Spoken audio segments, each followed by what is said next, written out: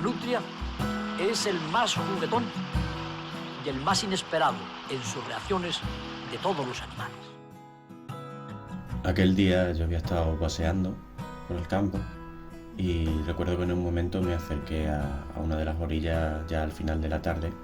para lavarme las manos. Al agacharme estuve allí metiendo las manos en el agua y haciendo ruido, y me di cuenta que a unos pocos metros de mí estaba pasando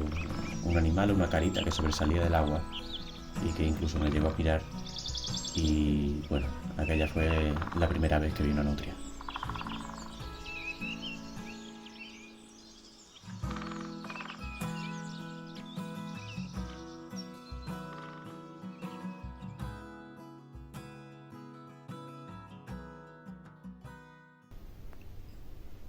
Tras aquel primer avistamiento, dediqué una serie de noches a ir al mismo sitio, a tratar de verlas,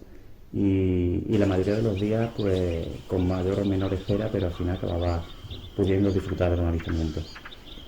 Recuerdo uno con especial cariño que fue una noche que sí que cogí linternas, cogí la cámara con una mosquitera, porque en esa época ya había bastantes insectos por la noche, y me planté en una de las orillas esperando a que alguno de estos animales se acercara. Vi una de ellas que estaba comiendo en una roca en el agua, y cuando había terminado pues se dispuso a nadar cerca de por donde yo estaba, y con una linterna en una mano y con una cámara en la otra, recuerdo como en el último momento decidí hacerle un silbidito, un ruidito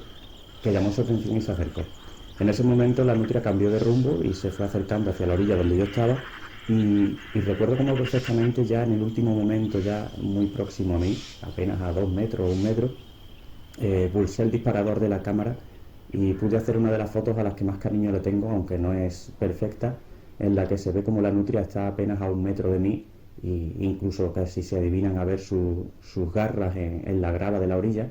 y a esa foto le mantengo un especial aprecio porque fue de las primeras, una hembra, a las que con mayor frecuencia pude empezar a ver desde el primer momento.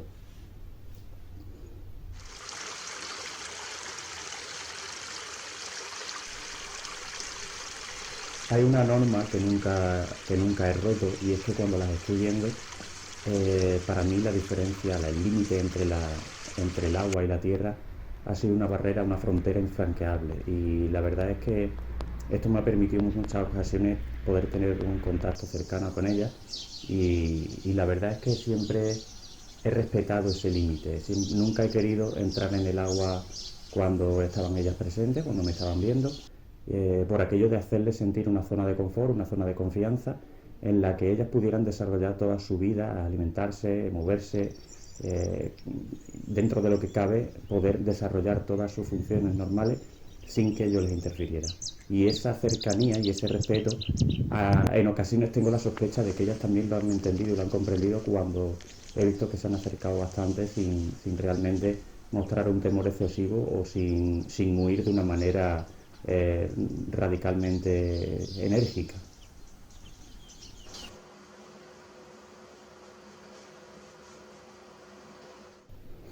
En este aspecto, para mí todos estos años,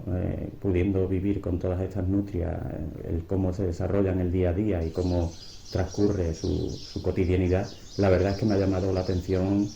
por el hecho de poder observarlas con esa tranquilidad, ver cómo comen, cómo buscan refugio, cómo crían a sus cachorros también, cuando empiezan a salir al agua, cómo les enseñan a nadar. La vida íntima de estos animales muchas veces te da sorpresas, el cómo a pesar de todas las amenazas y de todas las molestias que les podamos causar, ellos viven entre nosotros, y con un poco de atención sí que podemos llegar a disfrutar de su compañía.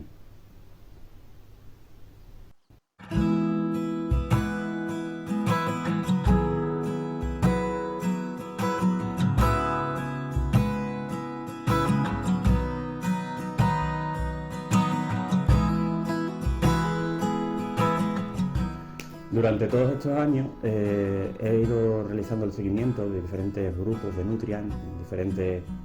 cuencas y en diferentes embalses, y en cierto modo veo unos patrones de comportamiento que en algunas ocasiones son similares, pero en otros totalmente opuestos. El cómo se alimentan, el cómo se desplazan. Hay algunas que son totalmente nocturnas y no prefieren no quieren salir nunca afuera y otras, sin embargo, pues no tienen problema en moverse apenas desde el día, apenas a 50 metros de edificaciones, de viviendas o incluso a veces de merenderos o de bares donde transcurre mucha vida humana.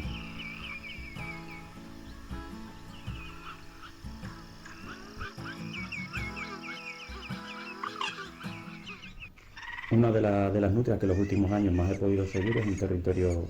estable, en una zona bastante antropizada. Sin embargo, pues todos los años está sacando cachorros y se ve que defiende y mantiene de manera activa este territorio. Tras verla como daba lugar a dos crías hace unos años, una mañana que iba a trabajar, pues cuando circulaba por una carretera cercana a ese río, vi una sombra en el arcén de la carretera y recuerdo perfectamente como mi cabeza decía no, no, no, no, pero nada, detuve el coche en un sitio, en la entrada de una finca, y cuando volví a donde había visto esa sombra pude comprobar cómo era uno de los cachorros que había sido atropellado, y quiero pensar que con la rapidez y la violencia que no sufrió. De hecho, incluso en el mismo quitamiedo se podían observar las salpicaduras de sangre de la fuerza del impacto y bueno, que es un animal que yo había visto cómo crecía en compañía de su hermano y de su madre, y bueno, pues su vida finalizó apenas a unos 100 metros de donde estaba su río. Y si bien la mayoría de personas no sabe cómo contribuir o cómo ayudar en este aspecto, no tienen por qué ser grandes proyectos de conservación, no tienen por qué ser a lo mejor cambios de rumbo generales en el gobierno, sino realmente muchas veces son pequeños gestos. El hecho de no originar más basura de la que ya originamos en nuestra vida diaria, el tratar de reducir todos esos residuos que muchas veces, dependiendo de la localización, no siempre tienen el tratamiento que deberían y acaban muchas veces muchos de ellos en los cursos de agua, en los embalses.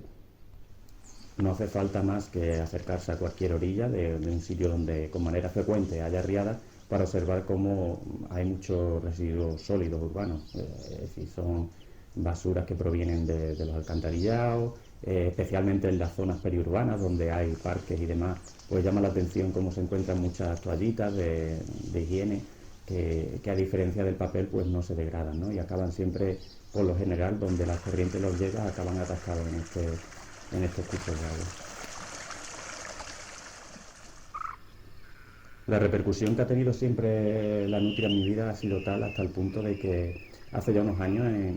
en compañía de Pedro, un colega también amante de la naturaleza, creamos una asociación, y cuando nos planteábamos el tema de los estatutos, el nombre y demás, pues no teníamos otra opción que ponerle de nombre Lutra. Yo se lo propuse a él y la verdad es que me dijo que le parecía perfecto, y además conociendo además él el vínculo que yo tenía con estos animales. Así que en cierto modo no me da vergüenza, no me da reparo decir que podría considerarse que la nutria es mi animal tótem, es mi animal, si no preferido, pero sí al menos un animal que es especial para mí. Es una especie con la que llevo bastantes años trabajando y vinculado a ella, y la verdad es que ahora mismo podría decirse que es uno de los animales más importantes quizá dentro de mi vida.